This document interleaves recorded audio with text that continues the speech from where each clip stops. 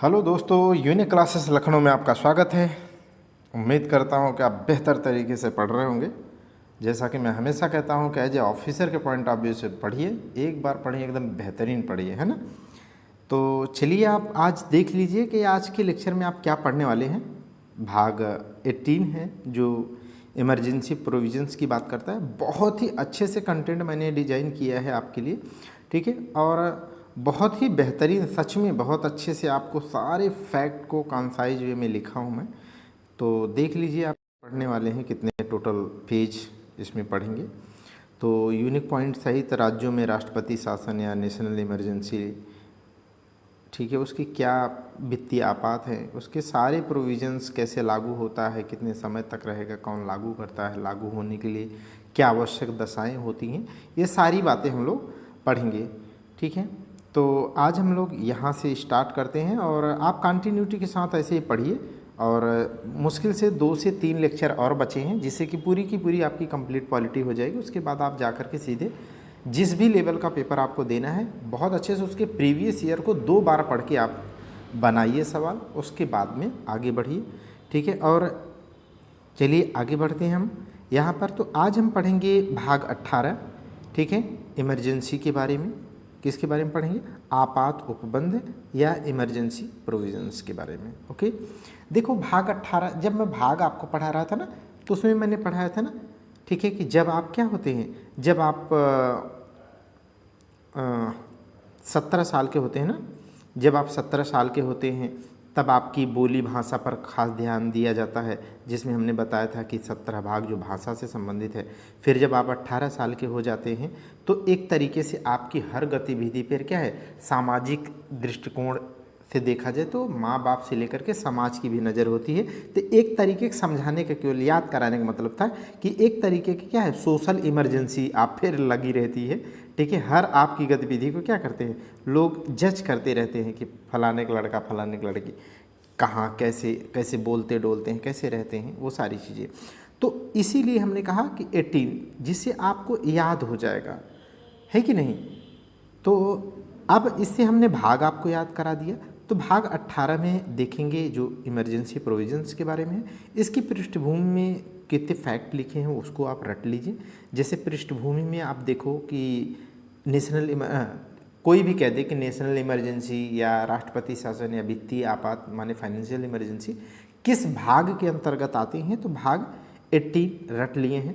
Article से रट लीजिए, अनुच्छेद 352 से लेकर के 360, 352 टू 360 के मध्य जो है आर्टिकल्स हैं, आपको रटनी है।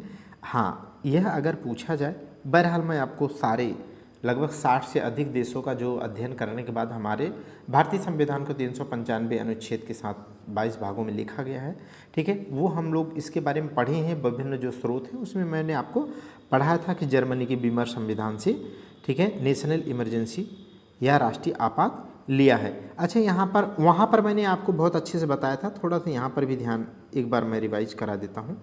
अगर कहा जाए नेशनल इमरजेंसी, ठीक है, राष्ट्रीय आपात या आपात उपबंध, तब तो आंसर आपका जर्मनी ही है।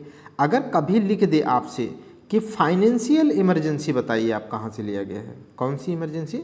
फाइनेंशियल माने वित्तीय आपात। क्या बोला जाए, अगर कहा जाए आपसे अगर वित्तीय आपात का उपबंध कहाँ से लिया गया है, तो मैं आपको वहाँ रटाया था कि पूरी दुनिया में अगर फाइनेंशियल रूप से देखा जाए कौन सी कंट्री सबसे मजबूत है, सबसे दमदार है, सबसे ज़्यादा बड़ी इकोनॉमी है, जहाँ आप भी जाना चाहते हैं, ठीक है, तो कौन सी है बताइए जल्दी से। तो यूएसए है। क्या है? यूएसए। तो इसका मतलब फाइनेंशियल इमरजेंसी का प्रावधान कहाँ व्यवस्था की गई होगी? यूएसए में। तो कहाँ से प्रेरित होगा? यूएसए से होगा। लेकिन अगर सामान्यतः इमरजेंसी का प्रोविजंस पूछे जो पेपर में, अगर बाइफर्केट करके ना आए, तब आप लगाएंगे आंसर जर्मनी। वहाँ पर भी रटाया था, एक बार बस रिवाइज करा दिया आपको, ठीक है, ये ध्यान रखिए। फाइनेंशियल इमरजेंसी कहाँ से ली गई है? यूएसए से। आगे देख लीजिएगा। अच्छा, उद्देश्य क्या है? इमरजेंसी लागू करने की आवश्यकता क्यों है? आप खुद सोचो ना, एज ए ऑफिसर आप पढ़ रहे हैं तो आप बेहतर पढ़ना चाहते हैं, तो आप बताओ ना क्यों इसका इमरजेंसी लगाने की क्या ज़रूरत है। आप खुद एक छोटी सी, मैं एक स्टोरी के माध्यम से बताता हूँ। जैसे हमारा एक परिवार है, ठीक है, जिसमें मान लीजिए दादा दादी सहित जो है, ठीक है, मान लीजिए इतना बड़ा परिवार है 8-10 लोगों का। अगर आप अपने परिवार को अपने समाज में, अपने गांव में, अपने क्षेत्र में बेहतरीन अगर रखना चाहते हैं तो शुरुआत में क्या होगा, माता पिता में से जो भी इसके हेड होंगे, खास करके पिता ही मेन हेड होते हैं, माने एडवाइस लेते रहते हैं दादा दादी से, लेकिन मुख्य रूप से कौन होता है, पीएम की तरह पापा होते हैं। लेकिन अगर मैं कहता हूँ, आप ध्यान से समझना, यहाँ पर क्या होता है कि इनकी शादी हो गई, इनकी शादी हो गई आपस में, इनकी शादी है, इनकी शादी हो गई आपस में। इस तरीके से आप देखो कई ऐसे दंपति को मिला करके एक परिवार है।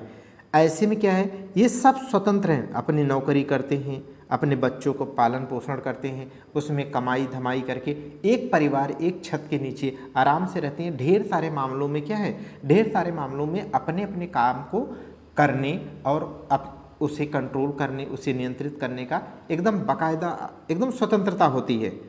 अपने अपने बच्चों के लिए आप चाहे जो भी सामान ले जाते हैं उनके लिए भी ले जाते हैं या नहीं ले जाते हैं, इस तरीके से। लेकिन ध्यान से समझना आप, अगर कोई विषम परिस्थिति आ जाए, इनसे युद्ध हो जाए, पड़ोसी से युद्ध तो नहीं कहेंगे, पड़ोसी से अगर लड़ाई हो जाए, अगर कोई महामारी आ जाए या कोई अन्य ऐसी कोई विषम परिस्थिति आ जाए, ठीक है, बहुत घर की फाइनेंशियल कंडीशन एकाएक बहुत बुरी हो जाए, तब आप ध्यान से सुनना।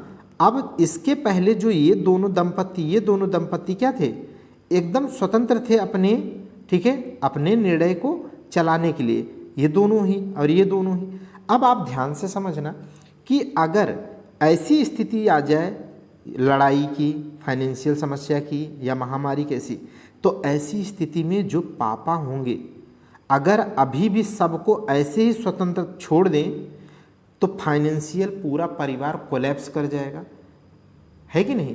तो इस तरीके से पिताजी क्या कहेंगे ऐसा है, अब जैसा मैं कहता हूँ वैसे ही पूरा परिवार चलेगा, तभी फाइनेंशियल तरीके से हम स्टेब्लिश हो पाएंगे। तो कहेंगे ऐसा है, आप अभी जितना संपत्ति कमाते थे, आप भी जितना कमाते थे, अब सबका मिला करके आप केवल मुझे देंगे और मैं डिसाइड करूंगा किसके दंपत्ति को, माने किस परिवार को कितना खाने के लिए खर्च, कितने ड्राई फ्रूट्स या अन्य चीज़ें जानी हैं।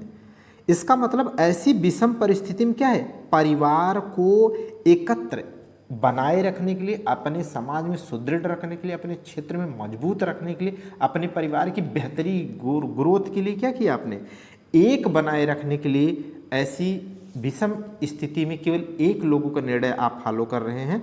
ठीक उसी प्रकार हमारे देश के लिए भी क्या है, हमारे देश के लिए भी यह उद्देश्य है कि राष्ट्र की एकता और अखंडता को सुनिश्चित करने के लिए अगर बाहरी देश से हमारे यहाँ लड़ाई हो, तो अब तृणमूल कांग्रेस की जो ममता बनर्जी हैं वो अपने राज्य को अलग तरीके से न चला रही हों, समझ गए कि नहीं। या दक्षिण भारत के आप देखेंगे जहाँ बीजेपी गवर्नमेंट नहीं है, वहाँ के लोग बिल्कुल कट के न चलें।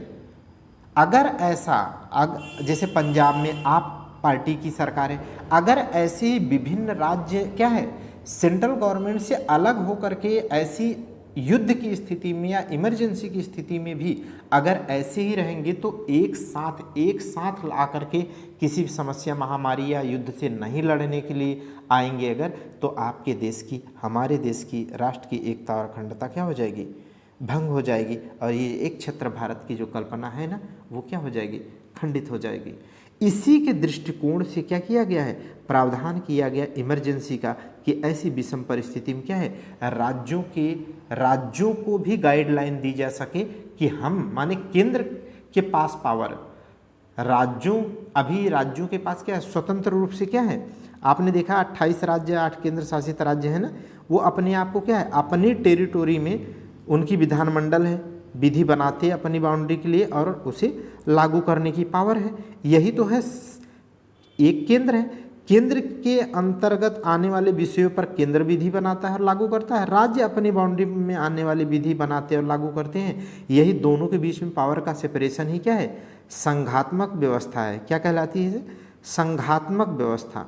लेकिन इमरजेंसी के दौरान यही संघात्मक व्यवस्था कहाँ चली जाती है, एकात्मक में चली जाती है। माने सारी पावर कहाँ हो जाती है, राज्यों की भी पावर सेंट्रल गवर्नमेंट के अंदर आ जाती है, ताकि हम राष्ट्र को एक छत्र बनाए रखें। ठीक है, तो आप इसके उद्देश्य को समझा दिए, जिससे आप बहुत अच्छे से समझ सकें क्यों इसकी ज़रूरत पड़ी। अब आप देख लो आपातकालीन का जो स्वरूप होता है वो कैसे है। देखो ये सब पैराग्राफ किसी भी किताब को पढ़ेंगे आप ऐसे ही बस फ्लो में लिखा है, ठीक है, लेकिन ये मैं आपके लिए एकदम टू द पॉइंट इसलिए ऐसा बनाता हूँ जिससे आप कभी भी इसे टेलीग्राम चैनल पर आकर के आप इसे फ्री है, ठीक है, यूनिक क्लासेस लखनऊ के नाम से ही टेलीग्राम चैनल है, उसमें सारी PDF जो भी पढ़ा रहा हूँ उसको फ्री है। आप उसे आकर के डाउनलोड करेंगे तो आप देखेंगे किसी भी किताब में एकदम अच्छे से सारी की सारी आप क्रीम क्या है बहुत अच्छे से लिखी हुई आपको मिल जाएगी। तो यहाँ देखिए मैंने कैसे लिखा है, आपातकाल का जो स्वरूप होता है वो कैसा होता है, संघात्मकता से एकात्मकता में परिवर्तित हो जाता है। यही मोस्ट इंपॉर्टेंट लाइन है, मैंने अभी कहा संघात्मकता का मतलब ये होता है राज्य और केंद्र अपने अपने क्षेत्र में विधि बनाने और कानून चलाने के लिए क्या है स्वतंत्र होते हैं, ठीक है, यही संघात्मक व्यवस्था है। लेकिन इमरजेंसी की स्थिति में राज्यों पर केंद्र का नियंत्रण हो जाना ही क्या कहलाता है, संघ से कहाँ पर, संघात्मकता से एकात्मकता में परिवर्तन होना। क्लियर। अब आप देखिए आपातकालीन के प्रकार कितने हैं। हमारे भारतीय संविधान में आपातकाल के कुल कितने प्रावधान हैं, माने प्रकार हैं, तो हमारे संविधान में कुल 3 प्रकार हैं और एक एक करके आर्टिकल रटते जाएंगे। एक है पहला देखिए क्या है, पहला, दूसरा और तीसरा, 3 प्रकार हैं। पहला देख लीजिएगा युद्ध, एक एक लाइन पढ़ना है इसमें, मोस्ट इंपॉर्टेंट है यही, युद्ध या बाह्य आक्रमण हो जाए या सशस्त्र विद्रोह। अगर 3 ही मात्र ध्यान से समझना, रटे रहो आप, यहाँ पर गलत मत कर देना, सिर्फ 3 आधार हैं, पहला, दूसरा और तीसरा। अगर ये 3 आधार इसमें से कोई भी फुलफिल होता है, युद्ध की स्थिति बन जाए, बाह्य आक्रमण की स्थिति बन जाए या बाह्य आक्रमण हो जाए, या सशस्त्र विद्रोह की स्थिति बन जाए या सशस्त्र विद्रोह हो जाए, तो ही मात्र 3 ही स्थिति में क्या है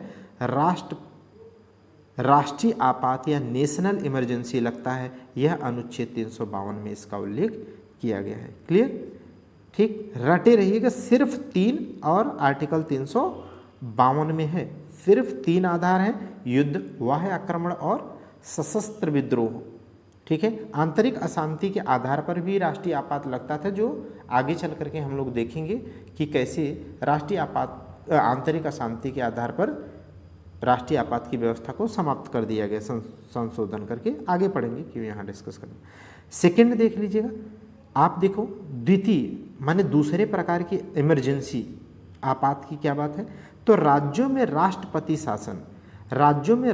शासन लगता है अनुच्छेद 356 के तहत। 352 में राष्ट्रीय आपात, 356 में राष्ट्रपति शासन। एक बात मैं आपको की पॉइंट यहाँ बता देता हूँ, यह भले ही प्रकार में है कि आपात के प्रकार, लेकिन जो दूसरे प्रकार का आपात है ना राष्ट्रपति शासन, इसमें आपात शब्द का प्रयोग नहीं है। भारतीय संविधान में जो 356 आर्टिकल है इसमें राष्ट्रपति शासन की बात की गई, इमरजेंसी शब्द का प्रयोग नहीं किया गया, आपात शब्द का प्रयोग नहीं किया गया है। बड़े अच्छे जब लेवल का पेपर देंगे ना तो यही सब शब्दों से खेलते हैं, मैंने देखा, आप भी देखेंगे वो पेपर, आप चालू करो थोड़ा। वित्तीय आपात की बात कर ले तो अनुच्छेद 360 के तहत वित्तीय आपात का प्रावधान है। और वित्तीय आपात मैंने बताया कि कहाँ से प्रेरित है, कहाँ से लिया गया है, तो यूएसए से, जबकि सामान्यतः आपात का प्रावधान कहाँ से है, जर्मनी के बीमर संविधान से। अगर देखा जाए, अब एक एक करके पढ़ेंगे, राष्ट्रीय आपात की बात करेंगे, नेशनल इमरजेंसी की बात करेंगे, जो आर्टिकल 352 में है, किसके द्वारा लागू किया जाता है। देखो आप एक नज़र अभी देखेंगे कि कैसे मैंने इसकी फ्लो चार्ट को कैसे आपको बनाया है, ताकि आप बेहतर से बेहतर, इसीलिए इसे लिखने में बहुत टाइम लगता है।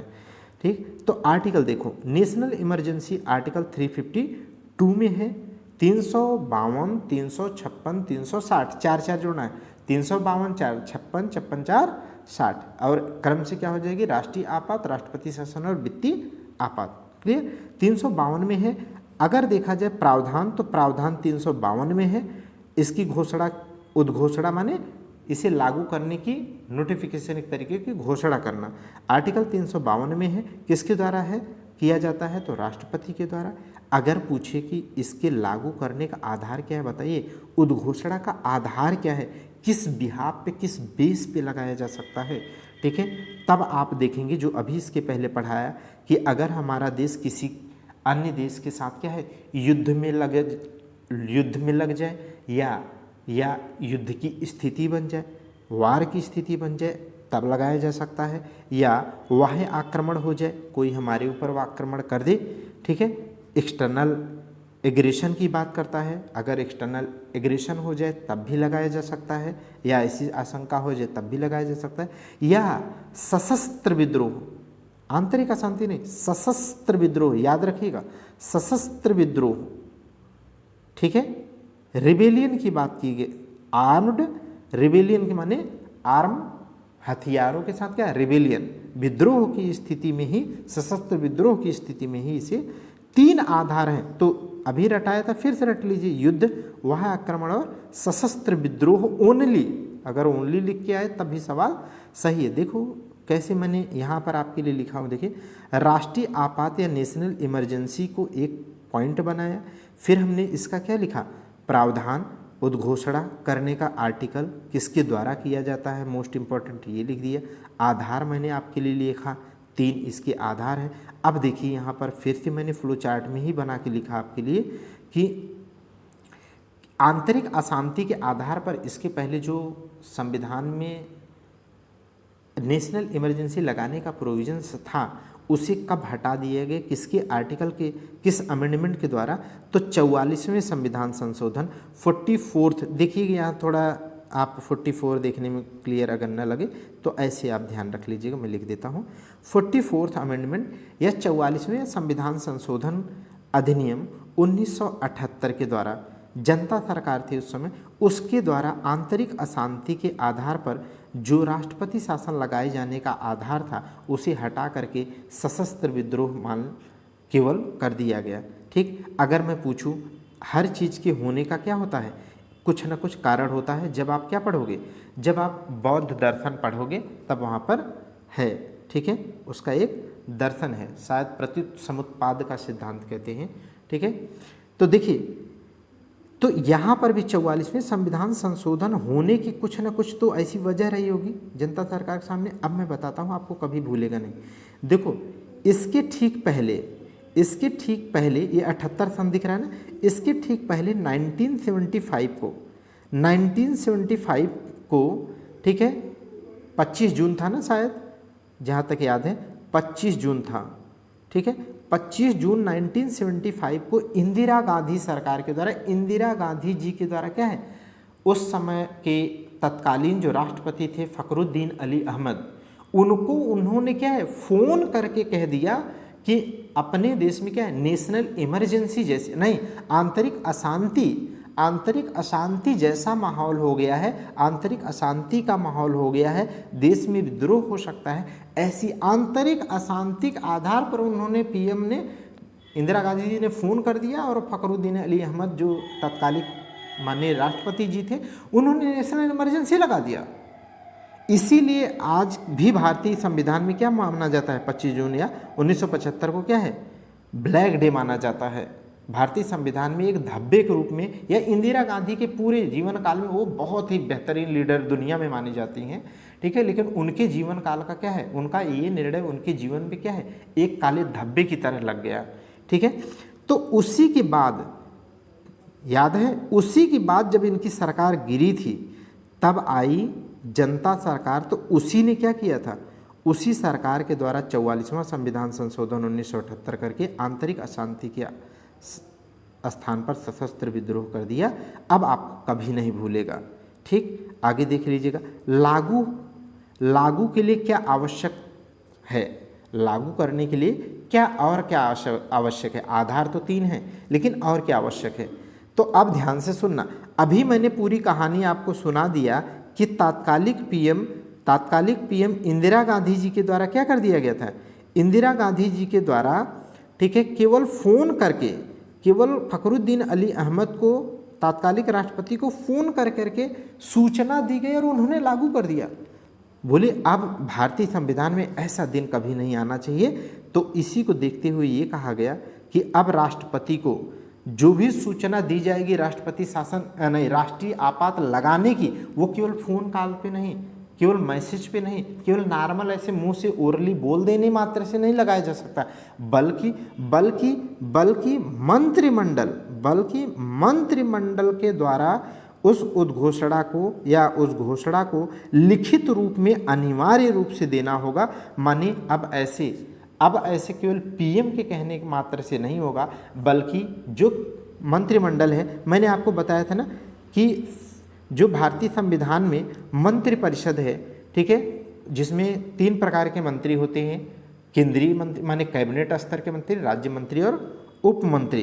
कैबिनेट स्तर के मंत्री, राज्य मंत्री और उप मंत्री, तीनों को मिलाकर के क्या बनती है, एक मंत्रिपरिषद बनती है। क्या बनती है, मंत्रिपरिषद। लेकिन इसका जो सबसे मुख्य भाग होता है, सबसे मेन जो कैबिनेट स्तर के मंत्रियों से लेकर मिलकर के बनता है, इन तीनों में से एक, उसी को क्या कहते हैं, इसी को कहते हैं मंत्रिमंडल। सबसे जो मुख्य भाग होता है, आकार में छोटा होता है मंत्रिपरिषद से, लेकिन सबसे महत्वपूर्ण अगर मंत्री परिषद का अंग बोला जाए तो क्या होता है, मंत्रिमंडल। तो इसी मंत्रिमंडल, कैबिनेट स्तर के मंत्रियों के जो समूह होता है, मंत्रिमंडल कहलाता है, उसके द्वारा लिखित रूप से अगर सूचना राष्ट्रपति की दी जाएगी, मात्र तभी राष्ट्रपति जो है नेशनल इमरजेंसी लागू कर सकता है। यह भी प्रावधान जनता सरकार के द्वारा 44वें संविधान संशोधन 1978 के द्वारा जोड़ा गया। क्यों जोड़ा गया मैंने आपको बताया, इंदिरा गांधी जी के द्वारा जो ऐसा कुछ किया गया। क्लियर होगी बात।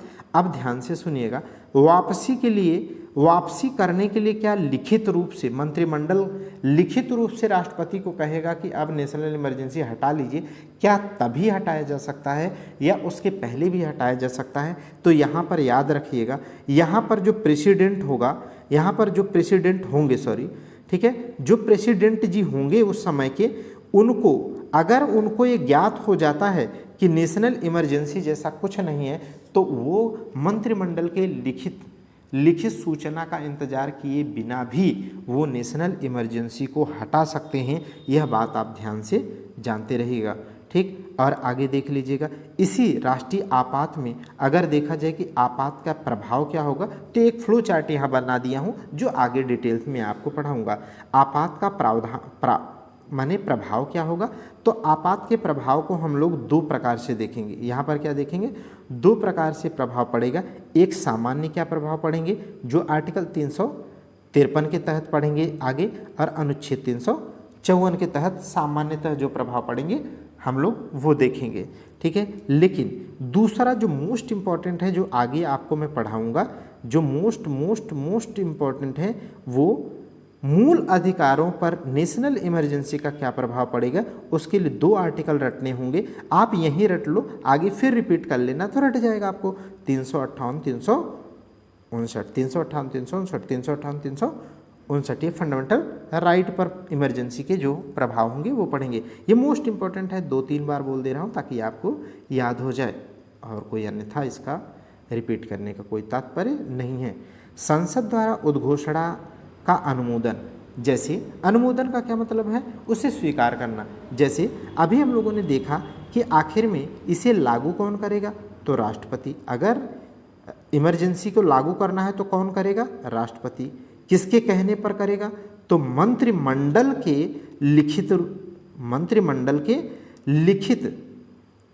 लिखित सूचना पर करेगा राष्ट्रपति।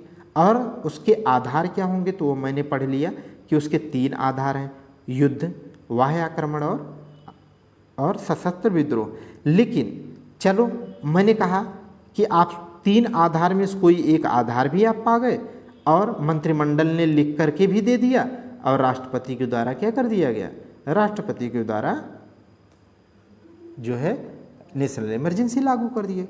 अब आप बताओ, क्या देश में निर्णय लेने के लिए सिर्फ और सिर्फ मंत्रिमंडल ही नेशनल इमरजेंसी लगाने के लिए, माने चंद लोग ही केवल जिम्मेदार हैं जो कैबिनेट स्तर के केवल मंत्री हैं, उसमें राज्य मंत्री या अन्य मंत्री या देश के सारे सांसद भी नहीं आते? तो आप खुद सोच के देखो ना, केवल चंद मात्र मंत्रिमंडल के लोगों के लिखित कहने से क्या नेशनल इमरजेंसी लागू हो जाए और आगे बढ़ती जाए? अच्छी बात है? नहीं, देश के लिए ठीक नहीं। तो देखो, इसके लिए हमारे संविधान में क्या प्रावधान है, मैं आपको समझाता हूँ, आज कभी भी गड़बड़ नहीं होगा आपसे। देखो, लागू तो कर दिया ना, चलो मैंने कहा कि राष्ट्रपति को ये सब मिल गया और राष्ट्रपति ने क्या कर दिया, ठीक है, यहाँ पर ऐसे लिखते हैं जो ज़्यादा अच्छा रहेगा, ठीक है, प्रेसिडेंट लिख दें, है ना। तो प्रेसिडेंट के द्वारा क्या है, लागू कर दिया गया। अब आप ध्यान से सुनना, प्रेसिडेंट जिस दिन इसे लागू करेंगे, लागू मतलब उद्घोषणा जारी करेंगे कि आज से नेशनल इमरजेंसी लागू, ठीक है, तो उससे जिस दिन वो उद्घोषणा करेंगे, उस उद्घोषणा माने राष्ट्रपति के उद्घोषणा के ठीक पश्चात 1 महीने के अंदर, मोस्ट इंपॉर्टेंट लाइन है श्रीमान, प्लीज़ प्लीज़ आप रट लेना, मेरे लिए ही रट लो। देखो यहाँ पर लिखा है 1 महीने के लिए, 1 महीने माने जिस दिन, जैसे आज क्या है, आज की डेट आप देख लो, ठीक है, जैसे 24 मार्च, ठीक है, तो आज अगर आज से इमरजेंसी राष्ट्रपति के द्वारा, प्रेसिडेंट के द्वारा लागू की, आज से अगले 1 माह के अंदर, ठीक है, अगर संसद के दोनों सदनों, ध्यान से सुनना, संसद में 2 सदन होते हैं ना, लोकसभा और राज्यसभा, तो संसद के दोनों सदनों के द्वारा अगर विशेष बहुमत से, किसके द्वारा, विशेष बहुमत माने 2/3 बहुमत के द्वारा लोकसभा में और राज्यसभा में विशेष बहुमत माने 2/3 बहुमत से अलग अगर इस राष्ट्रपति के द्वारा राष्ट्रीय आपात के उद्घोषणा को अगर स्वीकार कर लिया गया 2/3 बहुमत से, विधेयक को पास करके, उस प्रस्ताव को पास करके स्वीकार कर लिया गया, तभी 1 महीने से आगे चलते हुए वो एक बार में 6 माह के लिए क्या हो जाएगी, लागू हो जाएगी इमरजेंसी।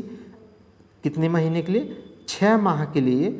किस दिन से लागू होगी, जिस दिन से इसकी उद्घोषणा अभी बताया मैंने 24 मार्च, ये नहीं कि अगले 1 माह से फिर से आप जोड़ने लगे तो 7 माह हो जाएगी। तो 24 मार्च से अगर 2/3 बहुमत से लोकसभा राज्यसभा अर्थात संसद के द्वारा इसे 1 महीने के अंदर स्वीकार कर लिया गया, तो लागू होने की तिथि से, उद्घोषणा की तिथि से 6 महीने तक एक बार में इमरजेंसी का प्रावधान लागू हो जाएगा। क्लियर, समझ गए? अब ध्यान से समझना, 1 महीने अगर आप सोचो, अगर लोकसभा और राज्यसभा में किसी एक के द्वारा भी, लोकसभा या राज्यसभा किसी एक के द्वारा भी 2/3 बहुमत से अगर इसे स्वीकार 1 महीने के अंदर ना किया जाए, तब आप बताओ कितने महीने तक इमरजेंसी चलेगी? तो मोस्ट इम्पॉर्टेंट लाइन है, तब 1 महीने तक ही लागू होगी। कितने महीने तक रहेगी?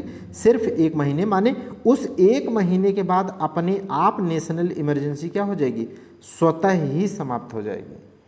इसलिए कभी भी आपसे पूछे और पूछता है कि राष्ट्रपति के उद्घोषणा के बाद न्यूनतम माने कम से कम कितने दिन तक इमरजेंसी लागू रह सकती है, तो न्यूनतम 1 महीने तक लागू रह सकती है। क्यों? क्योंकि लोकसभा राज्यसभा अर्थात संसद के दोनों सदनों द्वारा विशेष बहुमत अर्थात कुल सदस्यों का बहुमत एवं उपस्थित एवं मतदान करने वाले सदस्यों के 2/3 बहुमत से अगर विधेयक को पास करके स्वीकार कर लिया गया, तभी 6 महीने के लिए आगे बढ़ेगा, माने लागू होने के 6 महीने तक चलेगी इमरजेंसी, एक बार में आने था नहीं। ठीक, इसीलिए इसको अच्छे से समझा दे रहा हूँ, कभी आपसे गड़बड़ हो ही नहीं। 5 जगह क्यों पढ़ना, 5 बार क्यों पढ़ना, ठीक है? तो 1 महीने तक ही लगेगी अगर स्वीकार नहीं। अब ध्यान से देखना आप, किंतु यदि 1 माह के अंदर लोकसभा विघटित हो जाए, क्यों? क्योंकि लोकसभा क्या होती है, लोकसभा मैं आपको पढ़ाया हूं ना, लोकसभा क्या होती है, निम्न सदन या अस्थायी सदन होती है। क्या होती है? अस्थायी सदन। क्या होती है? अस्थायी सदन, माने किसी भी समय ये डिजॉल्व हो सकती है। अगर मैजिक आंकड़ा 543 का आधे से अधिक एक सीट नहीं पाती है कोई भी राजनीतिक दल, तो डिजॉल्व होनी है। आप सोचो, नेशनल इमरजेंसी 24 मार्च आज के दिन से मान लो लागू हुई और अगले 1 महीने के अंदर ही, 1 महीने के अंदर स्वीकार करना था लोकसभा राज्यसभा को 2/3, लेकिन 1 महीने के अंदर ही क्या हो जाए, अगर लोकसभा भंग हो जाए, डिजॉल्व हो जाए, तब आप सोचो। यही सब सवाल बहुत अच्छे लेवल बनते हैं। ऐसी स्थिति में राज्यसभा का सबसे बड़ा महत्व हो जाता है। ऐसी स्थिति में राज्यसभा अपने 2/3 बहुमत से अकेले राज्यसभा ऐसी स्थिति में, डिजॉल्व होने की स्थिति में 2/3 बहुमत से अगर उसे स्वीकार कर ले तो नेशनल इमरजेंसी लागू हो जाएगी। ध्यान से समझना। किंतु जब भी नई लोकसभा का गठन होगा, क्योंकि भंग हो गई तो चुनाव भी होगा, नई लोकसभा का अगर गठन होता है, नवीन लोकसभा का गठन होता है, तो नवीन लोकसभा के गठन की जो पहली तारीख होगी, पहला दिन होगा, लोकसभा के गठन की तारीख से नहीं, लोकसभा की पहली जो बैठक होगी, उस बैठक के दिन से अगले 30 दिन के अंदर लोकसभा के द्वारा भी 2/3 बहुमत से स्वीकार करना पड़ेगा राष्ट्रपति शासन के लिए, अन्यथा उसी दिन, उसी समय, माने 1 महीने लोकसभा के गठन के अगले 1 महीने के बाद वह अपने आप क्या हो जाएगी, स्वतः ही इमरजेंसी समाप्त हो जाएगी। और अगर स्वीकार कर लिया तो 6 महीने तक चलती रहेगी। क्लियर? आगे देख लीजिएगा। अगर अवधि देखिए, अवधि का क्या मतलब है, अगर दोनों सदनों ने, माने संसद के सदनों ने क्या कर लिया, अगर अनुमोदित कर दिया, 2/3 से लागू कर दिया, तो ऐसी स्थिति में नेशनल इमरजेंसी, राष्ट्रीय आपातकाल कितने समय तक लगेगा, तो उद्घोषणा की तारीख से अगले 6 महीने तक के लिए लागू हो जाएगा। जिसे ध्यान से समझना, जिसे संसद द्वारा, ध्यान से समझना, संसद द्वारा माने लोकसभा राज्यसभा दोनों, जिसे संसद द्वारा 6 महीने, माने जब 6 महीने बाद इमरजेंसी खत्म होने वाली हो, उसके पहले फिर से संसद के लोकसभा और राज्यसभा के द्वारा क्या हो, 2/3 बहुमत से फिर से विधेयक को पास करके अगले फिर 6 महीने के लिए बढ़ाया जा सकता है। माने अगले 6 महीने पर फिर से 2/3 बहुमत से विधेयक को पास करते हुए अनिश्चित काल तक के लिए नेशनल इमरजेंसी को लागू किया जा सकता है, माने बढ़ाया जा सकता है। क्यों?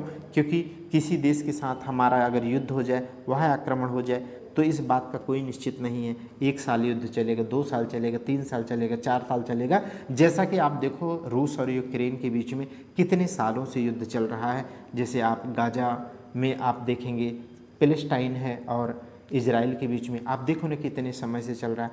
तो इसीलिए क्या है, वो हर 6 महीने पर बढ़ाई जाती रहेगी, अनिश्चित काल तक के लिए बढ़ाई जा सकती है। इसकी कोई लिमिट नहीं है, क्योंकि युद्ध होने की कोई लिमिट, खत्म होने की कोई लिमिट नहीं है। अगला देख लीजिएगा। अब राष्ट्रीय आपात की वापसी क्यों, मैंने बहुत अच्छे से देखिए कैसे लिखा हूँ, आप 3 पॉइंट में मैं डिवाइड करके लिखा हूँ, आप बहुत अच्छे से ऐसे पढ़ सकते हैं। ठीक है, बेहतरीन तरीके से देखो, एक कैसे मतलब राष्ट्रीय आपात को वापस किया जा सकता था। पहली लाइन अभी मैंने आपको बताया कि मंत्रिमंडल के लिखित स्वरूप की आवश्यकता नहीं है नेशनल इमरजेंसी को। राष्ट्रपति को अगर ऐसा आभास हो जाए, ऐसा समाधान हो जाए, ठीक है, कि नेशनल इमरजेंसी अब हटा लेनी चाहिए, तो वो क्या है, बिना संसद के अनुमोदन के राष्ट्रीय आपात को हटा सकता है। क्यों जानते हैं? मैंने आपको पढ़ाया था कि राष्ट्रपति जब जानते हैं क्या करता है, जब वो शपथ ग्रहण करता है, राष्ट्रपति जब वो आर्टिकल 60 के तहत जो शपथ ग्रहण करता है ना, तो शपथ में क्या है, वह देश के 2 प्रकार की शपथ लेता, 2 पॉइंट है उसमें। एक पॉइंट उसमें यही है कि वह भारत के नागरिकों के उत्थान के लिए सदैव तत्पर रहेगा। ठीक है, तो क्या है, वो संसद का इंतजार नहीं करेगा, बल्कि राष्ट्रीय आपात, नेशनल इमरजेंसी कोई अच्छी चीज़ नहीं है, उसे क्या करेगा, तुरंत रिवोक करने की बात करेगा। पहली लाइन। तो कैसे वापसी हो सकती है? दूसरा देखो, आप दूसरे की बात करें तो लोकसभा अगर चाहे तो वह साधारण बहुमत से, ध्यान से सुनना, लागू करने के लिए, अनुमोदन देने के लिए 2/3 चाहिए, लेकिन वापस करना क्या है, आसान प्रक्रिया होनी चाहिए ना, क्योंकि अच्छी बात तो है नहीं। लोकसभा के द्वारा साधारण बहुमत से, यही देख लीजिएगा, माने कुल सदस्य जो भी हैं, बहुमत जितने टोटल सदस्य 543 अगर हैं वर्तमान में लोकसभा के, तो उसके उसके 50+1 सीट। तो अगर लोकसभा अपने साधारण, लोकसभा की बात है, राज्यसभा नहीं, अगर लोकसभा अपने साधारण बहुमत से बिल राष्ट्रीय आपात को वापसी का संकल्प अगर पारित कर दे, तो राष्ट्रपति उसके लिए, ध्यान से देखना, बाध्य होगा, वापस करने के लिए बाध्य होगा। तीसरा क्या आधार है जिस पर वापसी की जा सकती है?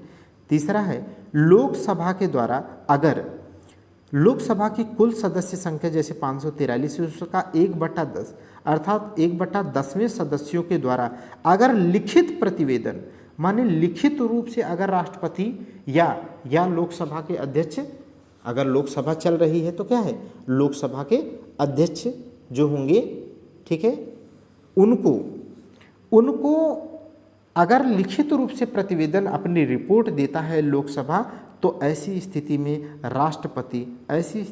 राष्ट्रपति राष्ट्रीय आपात को वापस करने के लिए नियति से विशेष बैठक, लोकसभा की विशेष बैठक की आहुति अवश्य करेगा।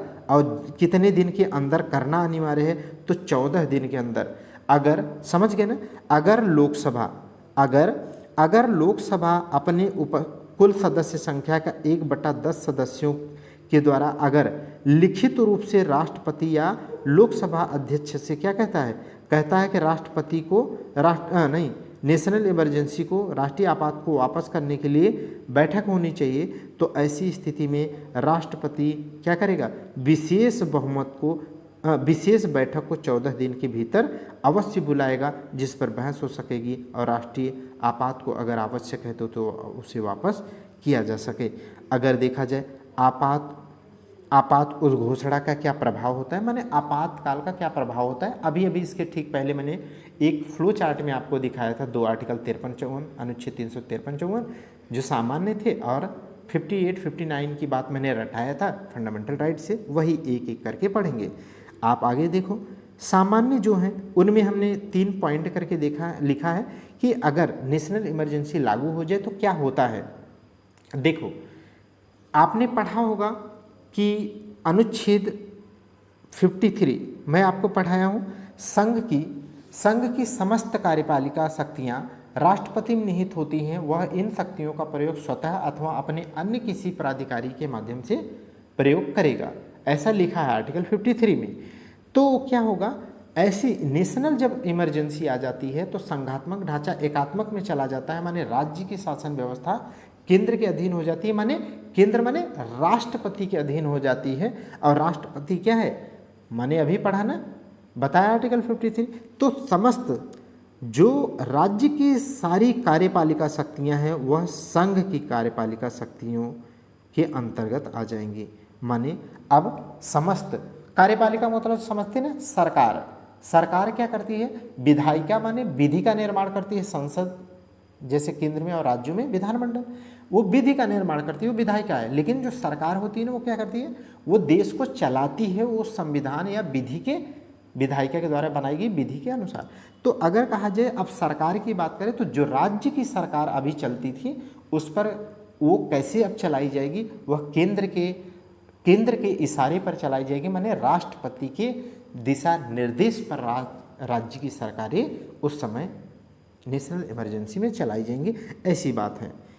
दूसरी बात क्या हो जाएगी, सामान्य में क्या और प्रभाव पड़ता है, तो जो विधायी शक्तियां हैं उन पर, माने राज्य की जो विधायी शक्तियां हैं उन पर केंद्र की माने संघ की विधायी शक्तियों का प्रभाव होगा। कहने का तात्पर्य है कि उस नेशनल इमरजेंसी के दौरान क्या है, संघ के द्वारा माने संसद के द्वारा राज्य के संदर्भ में भी विधि बनाई जा सकती है, जबकि सामान्य स्थिति में संघात्मक व्यवस्था है भारत में, केंद्र अपने विषयों पर विधि बनाएगा, राज्य अपने राज्य सूची के समस्त विषयों पर विधि बनाने के लिए क्या होता है, स्वतंत्र होता है। जबकि नेशनल इमरजेंसी के समय में हमने देखा संघात्मक ढांचा किस में चला जाता है, एकात्मक में, इसीलिए विधि बनाने की शक्ति अब किसके पास हो जाएगी, संघ माने संसद के पास, संघ माने संसद के पास। तो ये एक प्रभाव पड़ता है। और क्या होता है, वित्तीय या राजस्व वितरण पर नियंत्रण हो जाता है किसका, संघ का। किसका हो जाता है, संघ का। माने राज्य सरकार के अंतर्गत जितनी भी अथॉरिटी आती है उनका वेतन क्या होगा, ठीक है, नहीं, उनको क्या हिस्सा जाता है संघ से, कितना टैक्स जो वसूला जाता था उसका कितना हिस्सा जाएगा। जैसे हम लोग पढ़े थे अनुच्छेद 270 के तहत क्या है, संघ सरकार टैक्स लगाती है, उसको दो माने बराबर बराबर भागों में बंटता है।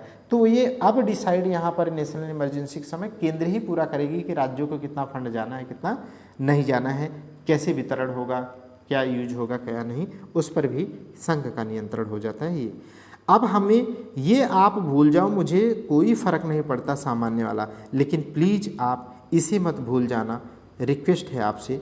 ये फंडामेंटल राइट पर क्या नेशनल इमरजेंसी का प्रभाव पड़ता है, ठीक है, ये रट लीजिएगा। इससे आपको पता भी चल जाएगा इंदिरा गांधी के द्वारा जब नेशनल इमरजेंसी या कोई भी जब सरकार इमरजेंसी लगाएगी तो आपके कितने फंडामेंटल राइट पर प्रभाव पड़ेगा। इसीलिए क्या है, आप समझेंगे कि नेशनल इमरजेंसी देश के लिए किसी भी सूरत हाल में अच्छी नहीं होगी।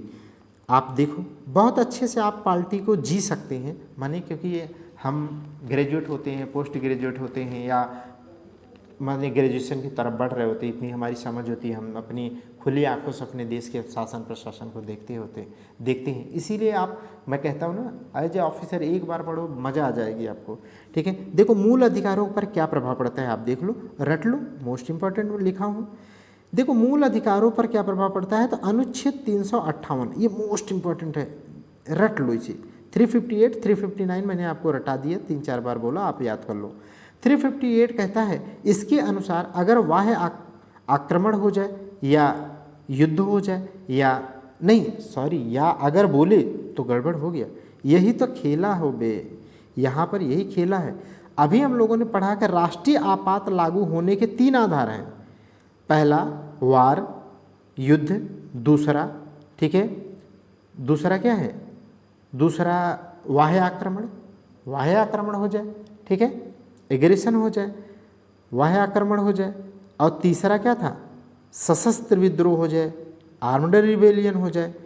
लेकिन यहाँ पर देखो ये खेला है कि यहाँ पर 358 के तहत सिर्फ 2 का जिक्र किया गया, अगर युद्ध हो जाए, अगर बाह्य आक्रमण हो जाए, केवल और मात्र 2 आधार पर ही, अगर ऐसे 2 आधार पर नेशनल इमरजेंसी लगाई गई है तो मात्र ऐसी ही स्थिति में ही आर्टिकल 19 में वर्णित जो मूल अधिकार हैं वो स्वतः ही निलंबित हो जाएंगे। ये लाइन पढ़ लो, स्वतः ही क्या हो जाएंगे, निलंबित हो जाएंगे, समझ गए। तो 3 आधार हैं, जबकि अगर उनमें से सिर्फ अनुच्छेद 358 के तहत क्या होता है, अनुच्छेद 358 के तहत आर्टिकल 19 में लिखे गए फंडामेंटल राइट स्वतः ही निलंबित हो जाते हैं, ये बात केवल रटना है। लेकिन 358 ये भी कहता है कि केवल बाह्य आक्रमण और युद्ध की स्थिति में ही लगाए गए राष्ट्रीय आपात नेशनल इमरजेंसी में आर्टिकल 19 में फंडामेंटल राइट का जो उल्लेख है वो स्वतः ही निलंबित हो जाएंगे। उनके लिए कोई राष्ट्रपति के द्वारा नोटिफिकेशन नहीं निकालनी है, कोई उद्घोषणा आदेश नहीं जारी करना है, ये याद रखना। स्वतः ही माने इसीलिए फोकस कर रहा हूँ, स्वतः ही और केवल 2 आधार पर, और फंडामेंटल राइट 19 में जो भी प्रावधान है वो निलंबित हो जाएंगे। और यह आर्टिकल है 358। इसका मतलब क्या छूट गया, आप देखो, सशस्त्र विद्रोह, क्या छूटा, बोलो आप जल्दी से, सशस्त्र विद्रोह एक आधार था, तीसरा ना, सशस्त्र विद्रोह पर भी तो नेशनल इमरजेंसी लगता है। लेकिन ध्यान से सुनना, अब आप बताओ, सशस्त्र विद्रोह तो आपके यहाँ राज्य में लगेगा या देश में किसी हिस्से में लगेगा, ठीक है। तो सशस्त्र विद्रोह किसकी वजह से कहाँ लगेगा, यहीं लगेगा, कोई विदेशी तो लगाएगा नहीं। मान लीजिए कोई नक्सल प्रभावित राज्य है, छत्तीसगढ़, मध्य प्रदेश या झारखंड, वहाँ पर रिवेलियन ऐसे मतलब लाल सलाम बोलते हुए हो जाए, ठीक है।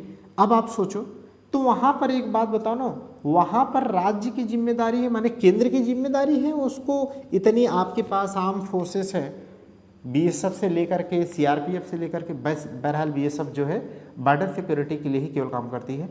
तो ढेर सारी मतलब आपके पास फोर्स हैं, पुलिस फोर्स से लेकर के स्पेशल फोर्सेस हैं, आप उनको नियंत्रित करिए। बल्कि फंडामेंटल राइट 19 में उल्लिखित हमारे अधिकार क्यों छीन लेंगे, माने उसे सस्पेंड क्यों करेंगे ऐसी स्थिति में, ठीक है। तो इसीलिए सशस्त्र विद्रोह के आधार पर अगर नेशनल इमरजेंसी लगता है तो आर्टिकल 58 के तहत आर्टिकल 19 में उल्लिखित फंडामेंटल राइट निलंबित नहीं होंगे, नहीं होंगे। समझ गए। अब आपको थोड़ा सा मैं आपको बता देता हूँ, बहरहाल आपको पढ़ा चुका हूँ अच्छे से। जो आर्टिकल 19 है ना, उसमें कुल कितने प्रकार के फंडामेंटल राइट हैं? 6। आपने याद होगा, ठीक है, पहला, दूसरा, तीसरा। जैसे हम लोग बात किए थे कि किसी बात को कहने का अधिकार, वाक एवं अभिव्यक्ति का अधिकार है पहला। दूसरा क्या है? दूसरा कहीं पर जो है निरायुध बिना शस्त्र के क्या है एकत्रित होने का अधिकार है। फिर तीसरा आपने देखा होगा समूह बनाने का अधिकार है। चौथा क्या है? चौथा आपने देखा होगा कि समूह बनाने के बाद कहीं जाने का अधिकार है, ठीक है। फिर उसके बाद पांचवा क्या है? पांचवा कहीं, माने चौथा कहीं भ्रमण करने का अधिकार है। पांचवा आपने देखा होगा कि कहीं भ्रमण करते हुए आपको आजीविका अगर अच्छी लगे, बिजनेस व्यापार करना हो तो आप बिजनेस व्यापार कर सकते हैं। छठा आपने पढ़ा होगा कि अगर व्यापार कर रहे हैं वहीं पर रज बस जाना चाहते हैं तो आप रज बस सकते हैं। तो यही 6 क्रम से क्या है उसके फंडामेंटल राइट है। अब हम इसमें पहले की थोड़ी बात करें तो अभिव्यक्ति की स्वतंत्रता है ना, इसमें अभिव्यक्ति की स्वतंत्रता माने बोलने की स्वतंत्रता है, ठीक है। तो अब अगर नेशनल इमरजेंसी 2 के आधार पर लगेगी तब आपको बोलने का अधिकार, टीवी पर डिबेट करने का अधिकार या लाइव किसी न्यूज को दिखाने का अधिकार, ये सब क्या हो जाएगा? बैन हो जाएगा, ठीक है। जबकि अगर सशस्त्र विद्रोह हो तो आप लाइव टेलीकास्ट करो, क्योंकि वो देश को भी पता चलना चाहिए। बोलने का अधिकार है, प्रोटेस्ट करो सरकार के अगेंस्ट कि आप जो है उसे कंट्रोल नहीं कर पा रहे हैं, ये तो आपका अधिकार है ना। फिर ऐसे में तो उसे नहीं आप वो कर सकते। ध्यान से आप समझिए ना, 358 मैंने रटा दिया, 359 आप रट लो, मोस्ट इंपॉर्टेंट है। हाँ, आर्टिकल 19 तो स्वतः ही समाप्त हो जाएगा आर्टिकल 58 के तहत, लेकिन ध्यान से सुनना, आर्टिकल 359 ये कहता है कि नेशनल इमरजेंसी की स्थिति में भारतीय संविधान में जो भाग 3 में हमको, ठीक है, फंडामेंटल राइट मिले हुए हैं, उन्हें राष्ट्रपति के द्वारा सस्पेंड किया जा सकता है। राष्ट्रपति के द्वारा क्या किया जाता है? निलंबित किया जा सकता है, सिवाय अनुच्छेद 20 और अनुच्छेद 21 को छोड़ करके। माने अनुच्छेद, ये रटो, अनुच्छेद 20 और अनुच्छेद 21 को छोड़ करके राष्ट्रपति के द्वारा अनुच्छेद 359 के तहत नेशनल इमरजेंसी के दौरान फंडामेंटल राइट को सस्पेंड किया जा सकता है, निलंबित किया जा सकता है। क्लियर हो गई बात? निलंबित किया जा सकता है, ठीक। तो अब आपको 20 और 21 आप जानते होंगे, फंडामेंटल राइट जीवन जीने का अधिकार 21 में है, ठीक है। तो इसको क्यों रिपीट करना। आगे देखिएगा, यूनिक पॉइंट का मतलब समझते हैं ना आप, कोई विकल्प नहीं, आपको इसे रटना ही रटना है, मोस्ट इंपॉर्टेंट होता है। अगला देखिए, इसमें क्या लिखा हूँ मैं, संसद द्वारा आपात में राज्य सूची पर बनाई गई विधि आपातकाल की समाप्ति की घोषणा से 6 माह बाद स्वतः ही क्या हो जाएगी? समाप्त हो जाएगी। जैसे मैंने कहा कि आज 24 तारीख से क्या है, 24 मार्च से नेशनल इमरजेंसी लागू की गई, ठीक है। लेकिन आगे चल करके मैं कहता हूँ कि किसी भी सूरत हाल में, ठीक है, मान लीजिए 24 अप्रैल को क्या हो गई, 24 अप्रैल को राष्ट्रपति शासन क्या हो गया? समाप्त हो गया। राष्ट्रपति शासन समाप्त हो गया, तो इस बीच राष्ट्रपति शासन नहीं बोलेंगे, सॉरी, नेशनल इमरजेंसी राष्ट्रीय आपात की बात हो रही है। राष्ट्रीय आपात अगर समाप्त हो जाए, समझ गए, तो अब जिस दिन समाप्त करने की उद्घोषणा हुई है उसके दिन से अगले 6 महीने के अंदर तक, माने 6 महीने तक जो संसद के द्वारा माने केंद्र के द्वारा जो राज्य के विषयों पर, राज्य सूची के विषयों पर विधि का निर्माण किया गया था वो चलता रहेगा। बाकी 6 महीने बाद वो अपने आप क्या हो जाएगा, वो विधि समाप्त हो जाएगी। वो हालांकि उस विधि को कंटिन्यू अगर करना चाहे तो किसकी जिम्मेदारी है, क्योंकि राज्य सूची पर विधि बनाने के प्रावधान राज्य विधानमंडल को है। तो विधानमंडल अगर फिर से उसी को कंटिन्यू करना चाहे तो अपने सदन में ला करके, विधानमंडल में ला करके विधि का निर्माण कर ले, वो अलग बात है। लेकिन जिस दिन उद्घोषणा हो जाएगी राष्ट्रपति शासन समाप्त होने की, उससे 6 महीने बाद अपने आप संघ द्वारा राज्य सूची के विषय पर बनाई गई विधि क्या हो जाएगी, अपने आप समाप्त हो जाएगी।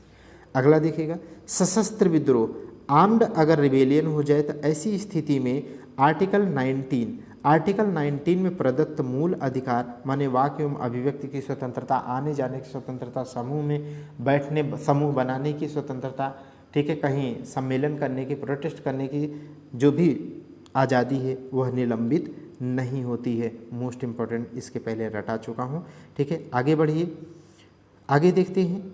अब राष्ट्रीय आपात नेशनल इमरजेंसी की बात पढ़ लीजिए, तो अब आप पढ़ लीजिए राज्यों में जो राष्ट्रपति शासन है, राज्यों में जो राष्ट्रपति शासन लगता है, मैंने कहा था ना कि इसमें राष्ट्रपति शासन के लिए आपात शब्द का संविधान में प्रयोग नहीं है कभी भी, ठीक है, ये ध्यान रखिएगा। चलिए, तो president rule in the state की बात करें तो प्रावधान अभी बता चुका हूँ, 352, 360 तीनों आर्टिकल, ठीक है, तीनों इमरजेंसी संबंधित है। उद्घोषणा माने लागू करने का क्या आधार होगा, किन किन हालातों में, ठीक है, किसी भी स्टेट में राष्ट्रपति शासन लागू किया जा सकता है, यह बहुत इंपॉर्टेंट है, ठीक है। इसे देखो, ये आप बुक में पढ़ोगे ऐसा मिलेगा ही नहीं, जैसा यहाँ मैं लिखा हूँ सच में नहीं मिलेगा। मैं अपनी तारीफ की बात नहीं कर रहा हूँ, ठीक है, आप पढ़ के देखना। इस तरीके से एक एक लाइन मैंने एकदम क्रीम की तरह निकाल दिया है। देखो यहाँ पे उद्घोषणा, ऐसे रट लो ना आप, मेरी मेहनत तभी आप सफल हो जाएगी, ठीक है, जब आप बहुत अच्छे स्टूडेंट बन जाएं और आप सच में ऑफिसर बन जाओ, क्या ही चाहिए मुझे, ठीक है। आगे देखिए, राज्यपाल कब लगाया जा सकता है, तो राज्यपाल द्वारा राष्ट्रपति को प्रतिवेदन दिया जाए। इसका क्या मतलब है, अभी हम लोगों ने पढ़ा था ना कि केंद्र के कैबिनेट के कहने पर ही क्या है, माने मंत्रिमंडल के कहने पर ही जो है राष्ट्रपति राज्यों में राज्यपाल की नियुक्ति करता है। तो राज्यपाल क्या है, राष्ट्रपति के एजेंट की तरह काम करता है ना, ऐसा हम लोग पढ़ चुके हैं, ठीक है, चैप्टर 6 में।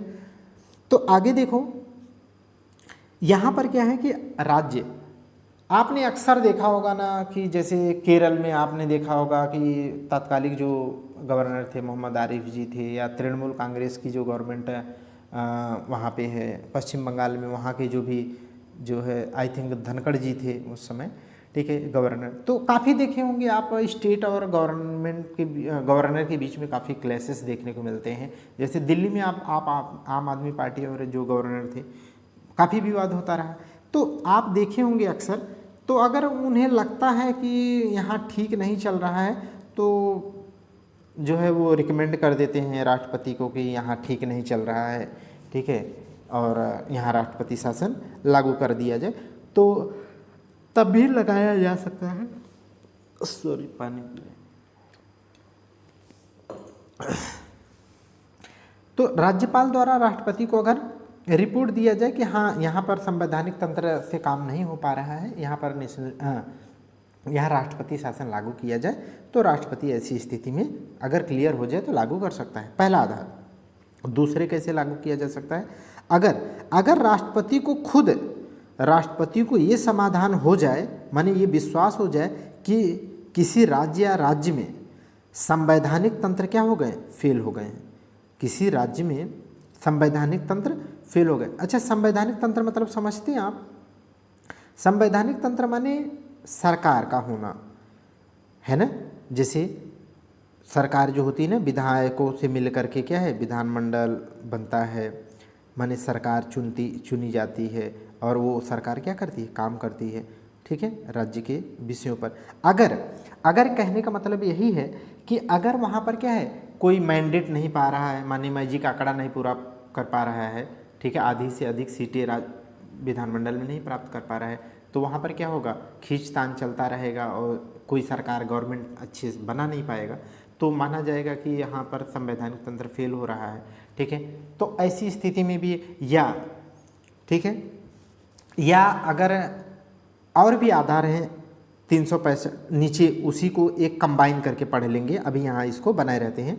तो अगर लग जाए राष्ट्रपति को क्या है कि वहाँ पर संवैधानिक तंत्र के आधार पर सिस्टम नहीं चल पा रहा है, तो ऐसी स्थिति में क्या हो सकता है, राष्ट्रपति शासन लागू किया जा सकता है। एक उदाहरण मैं आपको बताता हूँ लाइव, माने करंट, जिससे आप बहुत अच्छा समझ पाएंगे, जोड़ पाएंगे। जैसे वर्तमान में मणिपुर में ठीक है, जो आप दो जनजातियां हैं, दो जनजातियां समूह हैं, ठीक है, नागा और मैती शायद है, ठीक है, तो उनके द्वारा जो एक दूसरे से विवाद है, उसकी वजह से देखिए कितनी हिंसा हुआ, कितना यहाँ तक कि महिलाओं के साथ कितना बड़ा अपराध उन्होंने किया है लोगों ने। तो अगर ऐसा राष्ट्रपति को आभास हो जाए, ऐसा समाधान हो जाए कि वहाँ पर संवैधानिक तंत्र के आधार पर वो सिस्टम को वहाँ गवर्नमेंट नहीं चलाई जा पा रही है, तो ऐसी स्थिति में भी राष्ट्रपति शासन वो लगा सकता है। ये एक करंट आपको जोड़ दिया जिससे आप समझ सकेंगे। और क्या है, और आधार हैं, ध्यान से समझना, जो बड़े पेपर में आते हैं। वनडे में तो ये दो ही आधार आते हैं। अब ये ग्रेजुएट लेवल जितने भी पेपर आप देंगे, ये सब बहुत अच्छे पेपर में आते हैं। जैसे अनुच्छेद 365, अनुच्छेद 365 में ये है कि केंद्र के द्वारा राज्यों को क्या है, राज्यों को कुछ नीतियों को लागू करने, कुछ नीतियों के अनुसार काम करने या कुछ लक्ष्यों को प्राप्त करने के लिए क्या है, राज्यों को केंद्र के द्वारा निर्देश दिया जा सकता है। यह आर्टिकल 365 में है, माने केंद्र के द्वारा राज्यों को निर्देश दिए जाने का प्रावधान है। लेकिन अगर वो प्रावधान, माने केंद्र के द्वारा जो राज्यों को क्या दिया गया है, निर्देश दिया गया है, अनुपालन करने में अगर राज्य विफल हो जाएं, तो भी अनुच्छेद 365 के अंतर्गत राष्ट्रपति शासन लागू किया जा सकता है। यह आर्टिकल रट लेना प्लीज प्लीज प्लीज, ठीक है, ओके। तो देखो 356 का उल्टा कर दोगे ना तो 365 बन जाएगा। माने केंद्र के द्वारा जो राज्य को निर्देश दिया गया, अगर राज्य उसमें विफल हो जाए तब भी उन पे राष्ट्रपति शासन लागू किया जा सकता है। यही तो है आधार, जिससे राष्ट्रपति को आभास हो जाए, ठीक है, कि वहाँ संवैधानिक तंत्र क्या है, विफल है। अगर विफल ना होता तो इनके अनुपालन हो पाते, उनकी नीतियाँ लागू हो पाती, उसके अनुसार आउटकम आ पाता, लेकिन ऐसा नहीं है, ठीक है। तो इस तरीके से समझिएगा। अनुच्छेद 355 क्या कहता है, अनुच्छेद 355, ये दोनों आर्टिकल 365 355 आपको पढ़ा चुका हूँ पीछे, फिर से यहाँ पढ़ रहे हैं आप। अनुच्छेद 355 के द्वारा क्या है, राज्यों की बाह्य आक्रमण और आंतरिक अशांति से रक्षा करने की जिम्मेदारी या कर्तव्य किसका है, केंद्र का है। किसका है, केंद्र का। माने अगर कहीं राज्य सरकार है और वहाँ पर कोई बहुत बड़ा मैस्यू कोई प्रॉब्लम क्रिएट हो जाए, जैसे मणिपुर में, तो ऐसी स्थिति में क्या है, ऐसी स्थिति में आंतरिक अशांति अगर फैल जाए, ऐसा लग जाए, ठीक है, केंद्र सरकार को, ठीक है, तो ऐसी स्थिति में केंद्र सरकार क्या है, राष्ट्रपति को क्या कर सकती है, राष्ट्रपति को समाधान होने का मतलब जानते हैं ना, मंत्रिपरिषद को समाधान होना। माने जो सरकार है ना, मंत्रिपरिषद, वो तो मंत्रिपरिषद के ही एडवाइस पे राष्ट्रपति काम करता है। तो कहने का मतलब ये है कि मंत्रिपरिषद को अगर ऐसा आभास हो जाए, ठीक है, कि वहाँ पर आंतरिक अशांति जैसी माहौल हो गया है या मणिपुर में ऐसी स्थिति हो गई है, ठीक है, जिसमें हमारी जिम्मेदारी, हमारा कर्तव्य है 355 के तहत उसकी रक्षा करना, ठीक है, वहाँ पर शांति बहाली करना, तो ऐसी स्थिति में भी राष्ट्रपति को रिकमेंड कर सकता है कि वहाँ पर राष्ट्रपति शासन लागू कर दिया जाए। ये बहुत अच्छे से मैंने आपको समझाने का प्रयास किया है, ठीक है। तो ये 4 इसके आधार हैं जिनके आधार पर माने राज्यपाल के कहने पर भी लगाया जा सकता है, राष्ट्रपति को खुद संवैधानिक तंत्र विफल होने का आभास हो जाए, ठीक है, माने मंत्रिपरिषद को हो जाए, और अनुच्छेद 365 के तहत केंद्र द्वारा अगर राज्यों को दिए गए निर्देश में राज्य विफल होते हैं तब भी लगाया जा सकता है। अनुच्छेद 355 के तहत अगर, ठीक है, राज्य में अशांति या आक्रमण जैसी स्थिति है तो राज्य की रक्षा करने के लिए राष्ट्रपति शासन लागू किया जा सकता है। अगर राष्ट्रपति शासन के प्रभाव की बात करें, ठीक है, तो क्या प्रभाव होगा, तो राज्य की शक्तियां, अच्छा, राष्ट्रपति शासन लागू होने का मतलब ये है कि राष्ट्रपति अब गवर्न करने लगेगा ना वहाँ पे, माने जैसी एडवाइस देगा, जैसा निर्देश देगा, जैसा कहेगा, वैसा ही वहाँ का राज्यपाल राज्य सरकार के सरकार की पावर को क्या करेगा, यूज करेगा। तो वही कहने का मतलब है राज्य सरकार की शक्तियां राष्ट्रपति में क्या हो जाएंगी, प्रतिस्थापित हो जाती हैं, स्थानांतरित होने माने वैसे काम करता है, राष्ट्रपति के अधीन काम करने लगती हैं। दूसरा क्या है, राज्य विधानमंडल की शक्तियों पर संसद का क्या हो जाता है, नियंत्रण हो जाता है, माने राज्य सूची के विषय पर भी ऐसी स्थिति में संसद विधि बना पाती है। हालांकि वो राष्ट्रपति शासन समाप्त होने की उद्घोषणा से 6 महीने तक ही वो बनाई गई विधियां लागू रहेंगी, उसके बाद स्वतः ही क्या हो जाएंगी, समाप्त हो जाएंगी। पढ़ चुके हैं, यहाँ पे रिपीट है। नोट की बात कर ले, राष्ट्रपति शासन के दौरान राज्यों के, ये बहुत इंपॉर्टेंट है, राष्ट्रपति के शासन के दौरान राज्यों की सारी शक्तियाँ किसके में चली जाती हैं, राष्ट्रपति में चली जाती हैं, माने संघ सरकार के अधीन चली जाती हैं, वो अलग बात है, ठीक है। लेकिन यहाँ मोस्ट इंपॉर्टेंट बात ये है कि राज्यों के जो हाई कोर्ट होते हैं ना, जो उच्च न्यायालय होते हैं, उनकी शक्तियों पर राष्ट्रपति का कोई भी नियंत्रण नहीं होता है, माने वो स्वतंत्र होती हैं। इसीलिए आपने पढ़ा नहीं है, जब आप जो है हाई कोर्ट सुप्रीम कोर्ट वाला चैप्टर पढ़ रहे थे, उसमें लिखा नहीं था कि राज्य हमारे देश में क्या है, हमारे देश में कार्यपालिका, विधायिका और न्यायपालिका 3 पिलर हैं, बावजूद इसके न्यायपालिका स्वतंत्र और क्या है, इंटीग्रेटेड है, स्वतंत्र और क्या है, समेकित है। ठीक, तो यही है स्वतंत्र का मतलब क्या है, उस पर सरकार का नियंत्रण नहीं रहेगा ऐसी स्थिति में भी। आगे देख लीजिएगा, उद्घोषणा का अनुमोदन, जैसे अभी आपने पढ़ा कि राष्ट्रपति नेशनल इमरजेंसी, राष्ट्रीय आपात लागू करने की उद्घोषणा अगर राष्ट्रपति कर देते हैं कि आज से लागू होगी, तो उसके 1 महीने के अंदर क्या है, संसद के दोनों सदनों के द्वारा अनुमोदन करना अनिवार्य नहीं, 1 महीने में समाप्त हो जाएगा। अगर अनुमोदन कर दिए तो 6 महीने तक, 6 महीने करके बराबर अनुमोदन करते रहें तो चलती रहेगी। ठीक उसी प्रकार यहाँ पर भी क्या है, देखो ना आप, अनुच्छेद 356 में राष्ट्रपति शासन की बात की गई है, लेकिन अगर उद्घोषणा कर दी जाए कि आज 24 मार्च से राष्ट्रपति शासन यहाँ पर इस राज्य में या इस राज्य के इस हिस्से में लागू किया जाता है, ठीक है, तो उस उद्घोषणा की तारीख से 2 महीने के अंदर, नेशनल इमरजेंसी सबसे इंपॉर्टेंट है, इसलिए वहाँ पर 1 महीने के अंदर, ध्यान से रटना, गलत मत करना प्लीज, वहाँ नेशनल इमरजेंसी में संसद को 1 महीने के अंदर अनुमोदन करना है, यहाँ पर क्या है 2 महीने के अंदर सदन के दोनों सदनों के द्वारा अनुमोदन किया जाना अनिवार्य है। लेकिन अब आप मोस्ट इंपॉर्टेंट यहाँ पर ये समझेंगे, नेशनल इमरजेंसी कठिन चीज़ है, क्योंकि वहाँ फंडामेंटल राइट 20-21 को छोड़ करके सारे अधिकार को निलंबित किया जा सकता है, इसलिए वो बहुत खतरनाक प्रावधान है, ठीक है। इसीलिए उसे क्या है 2/3 बहुमत, 2/3 बहुमत सदन के दोनों, संसद के दोनों सदनों द्वारा पास करने पर ही अनुमोदन माना जाएगा।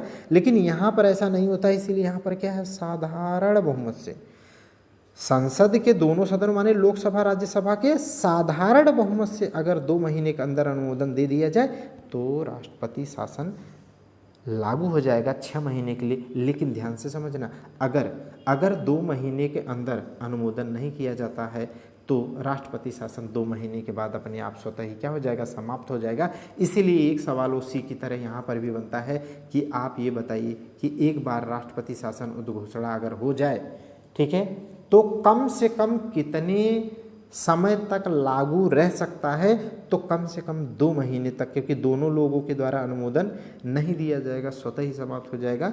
जहां नेशनल इमरजेंसी 1 महीने तक न्यूनतम लागू हो सकती थी, यही राष्ट्रपति शासन 2 महीने तक न्यूनतम लागू रह सकता है। रटे रहिएगा प्लीज, यहाँ साधारण बहुमत से, वहाँ विशेष बहुमत से, ठीक है। लेकिन एकदम वही सेम बात है कि अगर 2 महीने के अंदर अनुमोदन करने से पहले लोकसभा भंग हो सकती है ना, क्योंकि वो अस्थायी सदन है।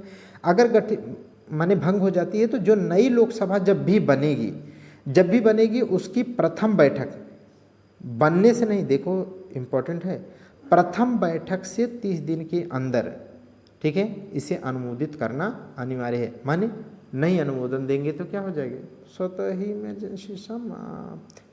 आगे देख लीजिएगा, उद्घोषणा की अवधि माने पीरियड ऑफ प्रोक्लेमेशन। देखो इसकी इंग्लिश में इसलिए लिख दिया, ये बहुत बार सवाल आप देखोगे, जानते हो कहाँ पे, ये RO का जो मेंस है ना, RO का जब भी आप मेंस देंगे, ठीक है, तो उसमें एडमिनिस्ट्रेटिव वोकैबुलरी है, क्या है, जब RO मेन से देंगे तो एडमिनिस्ट्रेटिव वोकैबुलरी है, प्रशासनिक शब्दावली है। प्रशासनिक शब्दावली में आप देखोगे प्रोक्लेमेशन बहुत बार आया है। प्रोक्लेमेशन जो है आप रटोगे वहाँ पर जा कर के उद्घोषणा, और आपको लिखना पड़ेगा। अगर हिंदी से इंग्लिश आया उद्घोषणा तो आप प्रोक्लेमेशन लिखेंगे, अगर इंग्लिश टू हिंदी आया तो प्रोक्लेमेशन का। अगर आपने उद्घोषणा लिखा तब तो 2 का 2 नंबर मिलेगा, नहीं तो 1 भी नंबर नहीं वहाँ मिलता है। यही उसका फायदा और नुकसान है, एग्जैक्ट लिखना पड़ता है। तो आप देखो उद्घोषणा की अवधि, इसका मतलब क्या है, जो राष्ट्रपति शासन लागू करने की जो उद्घोषणा माने लागू करने की घोषणा कर दी गई है उसके बाद की बात है। तो यहाँ पर देखिए, संसद के दोनों सदनों के द्वारा 2 महीने के अंदर अनुमोदन दिया जाता है अगर, तो उसके पश्चात 6 महीने के लिए लागू रहती है। और 6-6 महीने करके संसद अगर अनुमोदन करती रहे तो 6-6 महीने के लिए, अगर 6-6 महीने अनुमोदन करती रहे, ठीक है, तो अधिकतम राष्ट्रपति शासन को 3 महीने तक, कितने, अधिकतम 3 महीने तक, अधिकतम 3 वर्ष के लिए, अधिकतम 3 वर्ष के लिए लागू किया जा सकता है। जहां नेशनल इमरजेंसी, आप राष्ट्रीय आपात पढ़े ली ना, एक बार लागू हो गई तो 6 महीने तक चलेगा, और 6-6 महीने पर अनुमोदन सदन करती रही 2/3 से, तो अनिश्चित काल तक के लिए लागू किया जा सकता है। बट राष्ट्रपति शासन में अगर अनुमोदन किया जाता है संसद के दोनों सदनों द्वारा साधारण बहुमत से, तो एक बार में 6 महीने तक लागू हो जाएगी। लेकिन फिर 6 महीने के अंदर ही अगर अनुमोदन सदन के दोनों सदनों द्वारा साधारण बहुमत से किया जाए तो फिर 6 महीने के लिए लागू की जा सकती है, ठीक है। लेकिन अधिकतम इस तरीके से 3 वर्ष तक के लिए ही लागू की जा सकती है। इसके लिए भी एक शर्त है, इसके लिए भी 2 शर्तें हैं। मोस्ट इम्पॉर्टेंट शर्त है जो आगे हम लोग पढ़ेंगे, बहुत इम्पॉर्टेंट है। क्यों? क्योंकि 6-6 महीने करके संसद के अप्रूवल के द्वारा 1 साल तो आराम से जो है राष्ट्रपति शासन लागू किया जा सकता है। लेकिन 1 साल से अधिक और 3 साल तक के लिए, 1 साल से अधिक और 3 वर्ष तक के लिए अगर राष्ट्रपति शासन 6-6 महीने करके अगर लागू करना है, 1 साल से अधिक अगर राष्ट्रपति शासन लागू करना है, तो उसके लिए कुछ अनिवार्य दशाएं होना अनिवार्य है। यही बहुत इंपॉर्टेंट, कई बार पेपर में आया है, ठीक है। उसके लिए क्या है, उसके लिए यह अनिवार्य है, ठीक है। 2 पॉइंट, 1 साल से अधिक अगर आपको राष्ट्रपति शासन लागू करना है तो 2 दशाएं होना जरूरी। क्या? अगर उस समय देश के किसी हिस्से में या पूरे देश में, कहीं पूरे देश में या पूरे देश के किसी एक हिस्से में अगर राष्ट्रीय आपात, नेशनल इमरजेंसी लागू है, तब तो 1 साल से अधिक माने 3 साल तक जो है लागू किया जा सकता है अधिकतम राष्ट्रपति शासन।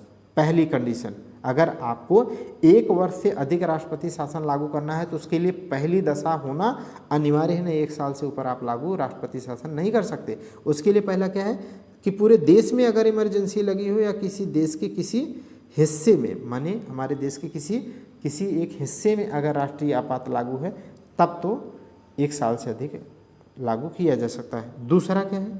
दूसरा इसका आधार है, ठीक है, दूसरा इसका आधार है कि अगर निर्वाचन आयोग ये बात कह दे, अगर निर्वाचन आयोग ये बात प्रमाणित कर दे, ये बात कह दे कि किसी भी सूरत हाल में या किसी भी तरीके से चुनाव नहीं कराया जाना संभव है, चुनाव नहीं कराया जाना संभव है, तो काम किससे चलाना पड़ेगा? राष्ट्रपति शासन से। किससे चलाना पड़ेगा? राष्ट्रपति शासन, राष्ट्रपति, ठीक। आगे देखिएगा, वित्तीय आपात। वित्तीय आपात आज सच में न जाने क्यों ऐसा महसूस हो रहा है, माने पढ़ाने में आज न जाने क्यों बहुत अच्छा लग रहा है, बहुत आनंद आ रहा है पढ़ाने में, ठीक है। वित्तीय आपात, फाइनेंशियल इमरजेंसी की बात करें तो फाइनेंशियल इमरजेंसी की बात करें तो इसका प्रावधान ये बहुत सिंपल है, 2 ही रटने हैं। 2 बहुत ज़्यादा सवाल आते हैं जो राष्ट्रपति शासन और राष्ट्रीय आपात से, उसके सारे आर्टिकल वो सब एकदम एक बार में रट लो। इसके प्रावधान देख लीजिए। इसके प्रावधान अनुच्छेद 360 के तहत है। जैसे सभी आपात को कौन लगाता है? राष्ट्रपति। तो ऐसे यहाँ पर भी राष्ट्रपति द्वारा लगाया जाता है। उद्घोषणा माने लागू करने का क्या आधार है? ठीक है, तो जैसे नेशनल इमरजेंसी में 3 आधार थे, युद्ध, वाह्य आक्रमण और सशस्त्र विद्रोह, जबकि राष्ट्रपति शासन के लिए क्या है? 3 आधार थे, अभी हम लोगों ने बात किया। ठीक है, और इनमें क्या है? तो इनमें देखो ऐसे कोई आधार नहीं है, बहुत सिंपल सा है कि राष्ट्रपति को, किसको? राष्ट्रपति को अगर यह समाधान हो जाए, माने उसको यह ज्ञात हो जाए कि भारत अथवा उसके किसी भाग में वित्तीय अस्थायित्व अथवा साख, क्रेडिट में क्या है? क्रेडिट का संकट आ गया है, तो ऐसी स्थिति में राष्ट्रपति के द्वारा वित्तीय आपात लागू किया जा सकता है। जैसा कि अभी इसके पहले मैं आपको बताता रहा हूँ कि राष्ट्रपति को समाधान हो जाए, माने राष्ट्रपति को विश्वास हो जाए। तो राष्ट्रपति को विश्वास होने का क्या मतलब है? राष्ट्रपति तो मंत्रिपरिषद के कहने पर काम करता है ना, उसकी माने एक तरीके से रबर स्टैम्प बोलते हैं ना हमारे यहाँ राष्ट्रपति को। तो वही एक कहने का मतलब है कि राष्ट्रपति को विश्वास होने का क्या मतलब है कि केंद्रीय स्तर का जो मंत्रिमंडल है, माने मंत्रिपरिषद को अगर विश्वास हो जाए, ठीक है, कि देश के किसी हिस्से में या पूरे देश में वित्तीय संकट पैदा हो गया है, तो ऐसी स्थिति में राष्ट्रपति के द्वारा वित्तीय आपात लागू किया जा सकता है। वित्तीय आपात का प्रावधान मैंने आपको बता ही दिया, कहाँ से लिया गया है, उससे से। नोट की बात करें तो उद्घोषणा के लिए जैसे सब में लिखित सलाह होना अनिवार्य है, जबकि यहाँ पर कोई भी लिखित सलाह की आवश्यकता नहीं होती है। सिंपल बात है। वो अलग बात है कि पूरे देश में आज तक वित्तीय आपात, यहाँ पर नोट आप लिख लेंगे, वित्तीय आपात भारतीय संविधान में या भारतीय इतिहास में आज तक जो है वित्तीय आपात एक भी बार लागू नहीं किया गया है। एक भी बार लागू नहीं किया गया है। नेशनल इमरजेंसी आज तक में क्या है? 3 बार लागू की गई है। 3 बार लागू की गई है, 62 में, 71 में और इधर आप देखेंगे 75 में। ठीक है, तो यहाँ पर और राष्ट्रपति शासन तो मत पूछो, उत्तर प्रदेश में ही केवल 10 बार लागू किए गए। पहले तो बहुत लगते थे, अब तो कम हो गए, अब तो स्थिति थोड़ी ठीक हो गई है, ज़्यादा सशक्त हो गया है। और जानते हैं सशक्त होने का मतलब क्या है? एक केस जो है, एक सुप्रीम कोर्ट का एक कोई केस है, हाँ, एसआर बोम्मई केस जो है वो सुप्रीम कोर्ट में गया था। तो सुप्रीम कोर्ट के द्वारा काफ़ी राष्ट्रपति शासन किन किन परिस्थितियों में लागू होगा, कैसे लागू किया जा सकता है, क्या उसके लागू करने के बाद राष्ट्रपति उसके लिए जवाबदेह होगा कि नहीं, माने उसकी समीक्षा की जा सकती है कि नहीं कोर्ट के द्वारा, या अगर गलत तरीके से राष्ट्रपति शासन लागू किया गया है राष्ट्रपति के द्वारा तो उसे बहाल किया जा सकता है कि नहीं। इससे रिलेटेड सुप्रीम कोर्ट के द्वारा एसआर बोम्मई केस के में जो है बहुत गाइडलाइन दिया है। ठीक है, कि उसकी भी समीक्षा की जा सकती है, अगर गलत तरीके से लागू किया गया है तो उसकी बहाली की जा सकती है। इससे काफ़ी कुछ क्या हो गया? काफ़ी कुछ सशक्त हो गया संघीय व्यवस्था। ठीक है, ये याद रखिएगा। नोट की बात करें तो नोट हो चुका है, हाँ, लिखित सलाह की आवश्यकता नहीं। उद्घोषणा के लिए अनुमोदन की बात कर ले, जैसे नेशनल इमरजेंसी में 1 महीने के अंदर संसद के 2/3 थे, और जबकि राष्ट्रपति शासन के लिए 2 महीने के अंदर साधारण बहुमत से। ऐसे यहाँ पर क्या है? संसद के द्वारा 2 महीने के अंदर साधारण बहुमत से अगर अनुमोदन किया जाता है तो जब तक वित्तीय आपात की स्थिति नॉर्मल नहीं हो जाती, माने अनिश्चित काल तक के लिए इसे लागू किया जा सकता है। ठीक है, तो इस तरीके से आपने बहुत अच्छे से, उम्मीद करता हूँ आपने पढ़ा होगा। ठीक है, तो इसकी PDF आप लेकर के आप रट लीजिएगा। चलिए आज के लिए यहाँ रुकते हैं। Thank you.